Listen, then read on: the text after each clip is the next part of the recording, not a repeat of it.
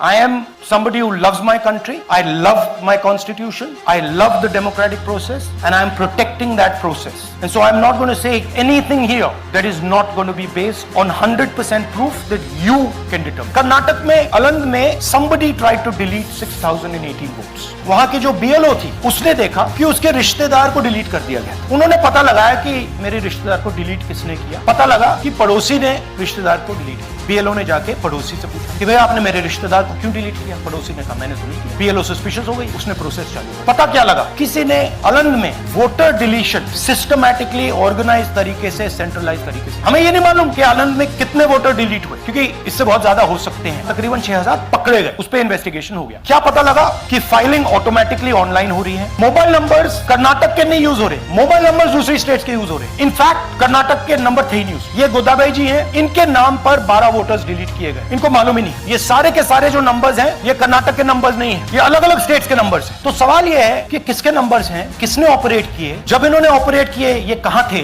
IP address क्या था, OTP कैसे जनरेट हुआ, कहां गया, ये सवाल है। ये दूसरा उदाहरण, सूर्यकांत जी, इन्होंने 12 वोटर्स को 14 मिनट में डिलीट कर दिया। और जब हमने इनसे पूछा कि भैया आपने ये कैसे किया, वो कहते मैंने तो नहीं किया, मैं तो जानता ही नहीं। ನನ್ನ ಹೆಸರು ಸೂರ್ಯಕಾಂತ್ ಗೋವಿನ, ನಾನು ಸರ್ಸಂಬ ಗ್ರಾಮದಲ್ಲಿ ನನಗೆ ನಾಲೆಜ್ ಇಲ್ಲದೆ ನನ್ನ ಹೆಸರ ಮೇಲೆ 9 ಜನರ ಲಿಸ್ಟ್ ಅನ್ನ ಡಿಲೀಟ್ ಮಾಡಿದ್ದಾರೆ। नागराज जी, इन्होंने 2 एप्लीकेशन 36 सेकंड में फाइल कर दी। और मजे की बात देखिए, ये 4 बजे सुबह उठ के फाइल कर रहे हैं। पता नहीं क्या हुआ और कितने 36 सेकंड में डिलीट कर दिए, फिर सो गए।